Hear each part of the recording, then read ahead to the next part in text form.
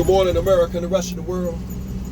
Xander J. Hobson here, stand-up comedian, entertainer, director and producer of boxing documentaries, internet trolls to those who need internet trolling, and Air Force retiree. What we're trying to do, folks, we're trying to build the platform, so please subscribe, like this video, hate this video, share it. Leave a comment in the comment section. It could be something nice, or it could be something nasty. But you already know, if you get cute with me in my comment section, I'm gonna bite your goddamn head off. I'm the troll's troll. So anyway, I'm wearing the hat, the straw cowboy hat of my late friend,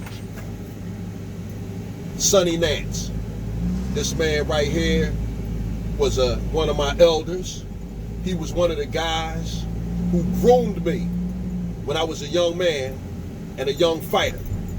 And he was also a friend of mine that I frequently spent time with when I was at the gym.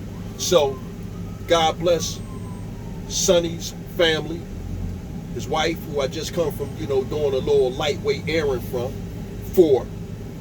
So that's why I'm in the U-Haul truck, and she give me Sonny's hat, and this is something I will remember him by forever. But I said all that to say this: one of the great things about being retired is you move when you want to move. You set your life up how you want it to be set up, and I've set my life up where life is great for me. I've done basically all the things I wanted to do. And now I'm just working on this career as a stand-up comedian and as an internet YouTuber. So that's what I got going on. The only reason why I'm not as big as Kevin Samuels and Tommy Sotomayor and the rest of these guys is because that's not what I wanted to do. If that is what I put my energy into when I was a young man, I'd be that right now. I plan to retire by the time I was 50. Man, I ended up retiring at 36.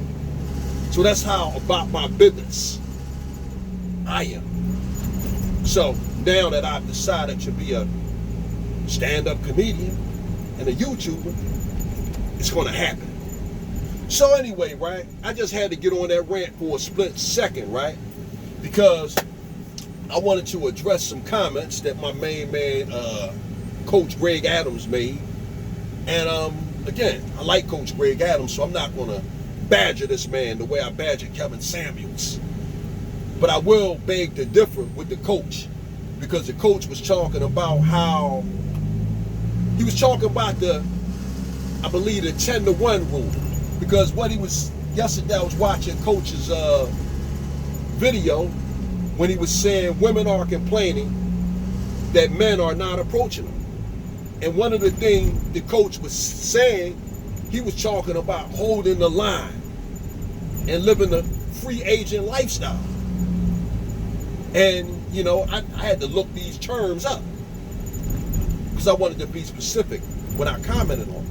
And to me, from what I understand, holding the line and living a free agent lifestyle was somewhat akin to being a fucking monk.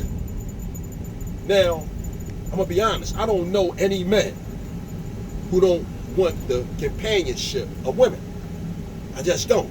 And I realized that guys like Coach Greg Adams and Kevin Samuels, although they may not have problems with women, a lot of the guys in their audience are a bunch of women-hating sons of bitches for whatever reason. Now, please understand, women have done some shit to rub Xander Hobson the wrong way, but I just chalk that up as a loss. That's an L in the loss column. But men and women were put here on this earth to play nice together. And occasionally we don't play nice together. And because the women play for the feminine team, sometimes they win, sometimes we win. But we don't say fuck women and subscribe to the free agent, hold the line lifestyle. Now again, we can always go out here and bang whores, something that I'm quite fond of. You know, I advocate banging whores. But at the end of the day, right, when it's all said and done, God put us here to play nice together. And I said all that to say, I just left my friend's widow, okay? And that woman loved that man dearly. And I said all that to say this. Kevin Samuels often speaks about dying alone. And he directed that conversation to women. But guess what? If a man is single, that applies to him as well. And the free agent lifestyle and holding the line, man, get out of here. If you hold the line, man, guess what? You might die alone as a man. And I'm saying all of that to say, Coach Greg Adams was talking about how the percentages are low. If you approach a woman, you're going to get shot down. Well, that ain't nothing new. It always been like that. Now, if you are a guy that have a certain appeal, because some of us do, then you might get more than your share. Okay. But if you don't get your share, you got to work a little harder. Now, a lot of guys, and this is a man and a woman thing. It ain't just a guy thing. But you get a lot of people, they might want something in a male or a female, but they might be lacking. So how are you going to want a certain thing and you're not qualified for that which you want? So I said all that to say, because I don't want to be long-winded, we can't get in a habit where we are afraid of rejection. And when I listen to Coach Greg Adams talk, it seemed like he was an advocate for those who are afraid of rejection. You guys know I've been big on this Judge Joe Brown thing. And Judge Joe Brown has talked about the dysfunction of our society and how we now live in a society where everybody gets a prize for participating. Well, Coach Greg Adams, my main man, he was sitting there advocating for dudes who was afraid of rejection. Man, you gotta try it again.